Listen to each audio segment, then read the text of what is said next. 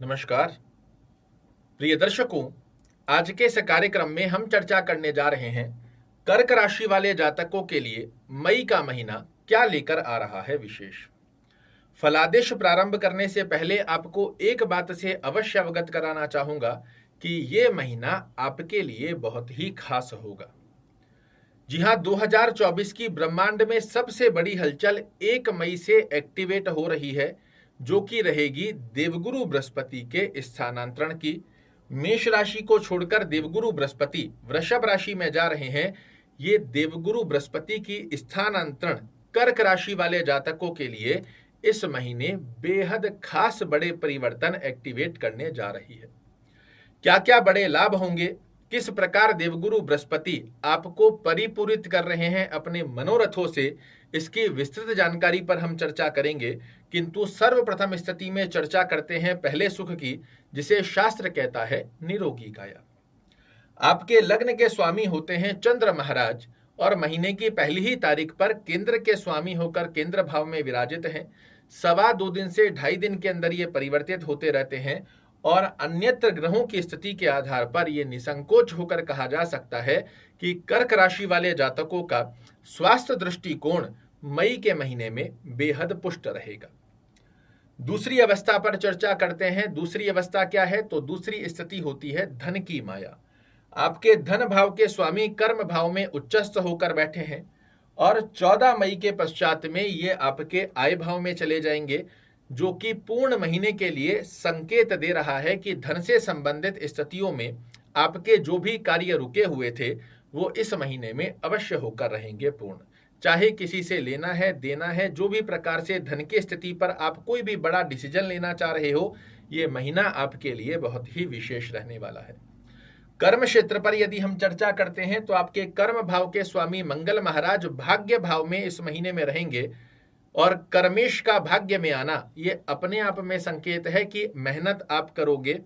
भाग्य का साथ आपके लिए स्वतः से मंगल महाराज जोड़ेंगे और जब कर्म भाव में भाग्य का साथ जुड़ जाता है तो व्यक्ति को बन जाता है व्यक्ति विशेष। मेहनत तो हर व्यक्ति करता है, एक रिक्शे चलाने वाला भी कर रहा है, किंतु जब उसी मेहनत में आपका भाग्य आपका साथ दे तो मेहनत पर लगते हैं 4 चांद, जो कि दिलाते हैं आपको यश, मान और प्रतिष्ठा। और कुछ इसी प्रकार की गणना आपके लिए मई के महीने में कर्म क्षेत्र में बनने जा रही है। भाग्य दृष्टिकोण पर यदि हम चर्चा करते हैं तो भाग्य भाव के स्वामी देवगुरु बृहस्पति 1 मई को कर्म भाव को छोड़कर एकादश भाव, जो कि डिजायर्स को पूर्ण करने का भाव होता है, आय में वृद्धि करने का भाव होता है, इस प्रकार की अवस्था आपके लिए निर्मित कर रहे हैं, जहां अपने भाग्य के माध्यम से इस महीने में आपके मनोरथ, आपकी डिजायर्स पूर्ण होती हुई दिखाई दे, आय में वृद्धि की स्थिति का योग आपके लिए निर्मित हो। इस प्रकार का योग इस महीने में आप अवश्य रूप से अपने जीवन में देख पाएंगे। विद्या दृष्टिकोण पर यदि हम चर्चा करते हैं तो विद्या भाव के स्वामी मंगल महाराज आपके भाग्य भाव में बने हुए हैं, जो कि विद्यार्थियों के लिए संकेत दे रहे हैं कि इस महीने में चाहे आप कंपटीशन की तैयारी कर रहे हैं, चाहे आप साधारण गतिविधि का योग विद्या में प्राप्त कर रहे हैं, ये महीना विद्यार्थियों के लिए बेहद खास रहने वाला है, जहां आपकी मेहनत आपके लक्ष्य को साधने में भाग्य आपका साथ देगा। दाम्पत्य जीवन की यदि हम चर्चा करते हैं तो दाम्पत्य भाव के स्वामी शनि महाराज स्वराशस्थ होकर अष्टम भाव में बने हुए हैं और इस स्थिति के चलते ये दाम्पत्य जीवन की स्थितियों में छोटी छोटी सी अंडरस्टैंडिंग रिलेटेड इशू क्रिएट करते हैं या फिर स्वास्थ्य को प्रभावित करने का योग बनाते हैं। तो दाम्पत्य जीवन की अवस्था को थोड़ा सा सामंजस्य बनाकर रखना, अंडरस्टैंडिंग को म्यूचुअल बनाकर रखने की स्थिति पर आपको फोकस करना होगा, अन्यथा छोटा छोटा सा दाम्पत्य जीवन से संबंधित अंडरस्टैंडिंग रिलेटेड इशू आपके लिए मानसिक तनाव क्रिएट कर सकते हैं। प्रेम संबंधों की स्थिति पर यदि हम चर्चा करते हैं तो प्रेम भाव के स्वामी भी मंगल महाराज भाग्य भाव में जाकर विराजित हुए हैं, किंतु ध्यान रखिएगा राहु के साथ बैठे हैं। आपकी ओवर एक्सपेक्टेशन, वैसे साधारण गतिविधि में आपकी रिलेशन बहुत अच्छे रहेंगे, किंतु आपकी ओवर एक्सपेक्टेशन, अपना हक जमाने का यदि आप अपने पार्टनर पर प्रयास करोगे तो आपके रिश्ते अच्छे नहीं, खराब हो सकते हैं। तो इस बात का ध्यान रखना आपके लिए आवश्यक रहेगा। शुभ रंग की यदि इस महीने में हम चर्चा करें तो लाल रंग, सफेद रंग, पीला, केसरिया रंग, इनका जितना ज्यादा खाने में, पहनने में, आसपास के वातावरण में आप प्रयोजन बनाकर रखोगे उतना ज़्यादा सकारात्मक ऑरा आपके इर्द गिर्द क्रिएट होगा, जो कि रखेगा आपके मन को बड़ा ही प्रसन्न।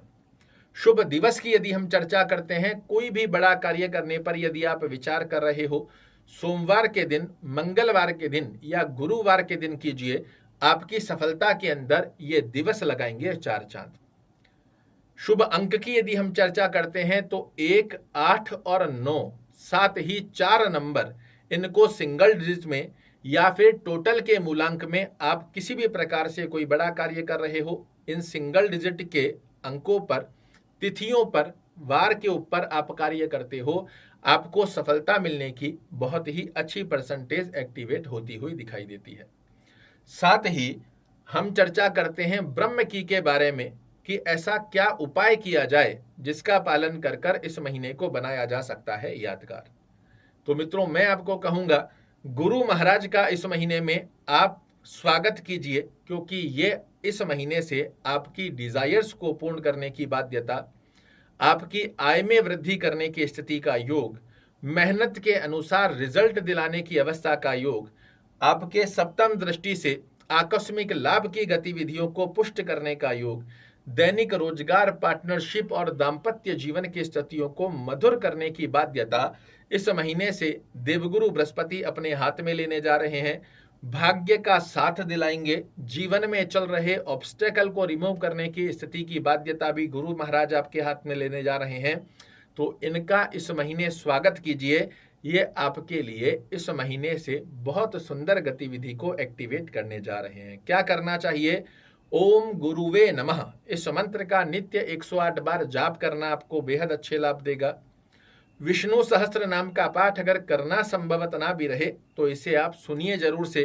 थोड़ी व्यस्तता है, एक बार में पूरा नहीं सुन सकते हैं तो थोड़ा थोड़ा कर कर सुने, किंतु इसे सुनना चाहिए।